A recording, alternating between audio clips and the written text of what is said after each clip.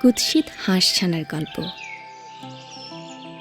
শান্ত সবুজ এক ছোট্ট গ্রাম, ফসল ভরা মাঠ, গোয়াল ভরা গরু আর উঠোন ভরা হাঁস মুরগি নিয়ে সচ্ছল গ্রামের প্রতিটি ঘর। এই গ্রামেরই এক গৃহস্থের বাড়িতে একবার এক মুরগি তা দিয়ে ফোটালো অনেকগুলো ছানা। কিন্তু এ কি, মুরগি ছানাদের সঙ্গে ডিম ফুটে বেরোনো ওই কিম্ভূত কিমাকার ছানাটি কে? দেখতে হাঁসের মতো, কিন্তু কি কুশ্রী আর কদাকার! কি করে এলো এখানে? কেনই বা সে অন্যদের চেয়ে আলাদা? গৃহস্থ বাড়ির এক চিলতে উঠোনে জীবন শুরু হলো তার। কেউ তাকে ভালোবাসে না। সুযোগ পেলেই ছোট ছেলেমেয়েরা খোঁচায়, মুরগি ছানারা তাড়া করে, কাক ভয় দেখায়। খাবার তার আবর্জনা আর গৃহস্থের ফেলে দেয়া ঝুটা কাঁটা, তাও বাকিরা খেয়ে যাওয়ার পর যা পাওয়া যায়। একমাত্র আপন তার মা মুরগি। সব ঝড় ঝাপটার মধ্যেও এই মায়ের কাছেই খুঁজে পায় একটু আশ্রয়। এভাবেই চলছিল জীবন। আস্তে আস্তে বড় হয়ে উঠছে সে।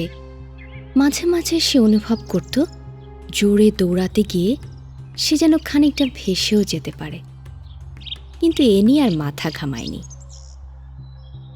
একদিনের কথা, কোনো কারণে সব মুরগি ছানারা মিলে তাড়া করল তাকে। প্রাণপণে ছুটতে ছুটতে গ্রামের একেবারে শেষ প্রান্তে এক হ্রদের ধারে গিয়ে থমকে গেল। এখন সে কি করবে? আর একটু এগুলোই যে হ্রদে পড়ে যাবে। কিন্তু সে তো কখনো পানিতে নামেনি, পেছানোরও কোনো উপায় নেই। এদিকে তার মা মুরগিও পেছন পেছন ছুটে এসেছে। হঠাৎ পানিতে চোখ গেল তার। নিজের প্রতিবিম্ব দেখে চমকে উঠল সে। এরপর দৃষ্টি গেল ওই পারের এক ঝাঁক হাঁসের দিকে। কি আশ্চর্য! হুবহু তার মতোই দেখতে। অবাক বিস্ময়ে সে একবার তাকাচ্ছে ওই হাঁসদের দিকে, একবার তার মায়ের দিকে, আর একবার হ্রদের পানিতে তার প্রতিবিম্বের দিকে। সে তো তার মায়ের মতো নয় এতদিন যাদের সাথে কাটিয়েছে সেই মুরগি ছানাদের মতো, বরং মেরুদেশ থেকে 1000 মাইল পাড়ি দিয়ে আসা ওই পরিযায়ী পাখিদের একজন সে। শীতার্ত পরিবেশ থেকে বাঁচতে নাতিশীতোষ্ণ মণ্ডলে উড়ে আসা এক মা পাখির ডিম থেকে ঘটনাচক্রে তার জন্ম হয়েছিল ওই গৃহস্থের বাড়িতে। কি অবলীলায় হাঁসগুলো উঠছে, পানিতে নামছে, সেও তো তাই পারে। বুঝল সে, এই তাড়া খাওয়া, আবর্জনা খুঁটে খাওয়ার জীবন তার নয়। নীল আকাশের উঁচুতে 1000 মাইল পাড়ি দেওয়ার দৈহিক সামর্থ্য নিয়ে জন্মেছে সে।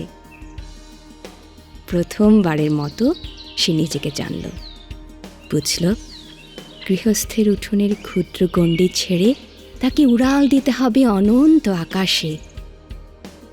দুফোঁটা চোখের জল ফেলে মা মুরগিও তাকে বিদায় জানালো, কারণ ক্ষুদ্র মমতার বন্ধন দিয়ে সে তার ছানার সম্ভাবনাকে গণ্ডিবদ্ধ করতে চায়নি। নভ নীলিমায় ডানা মেলে দিল হাঁসছানা আত্মপরিচয় সৃষ্টির নতুন অভিযাত্রায়।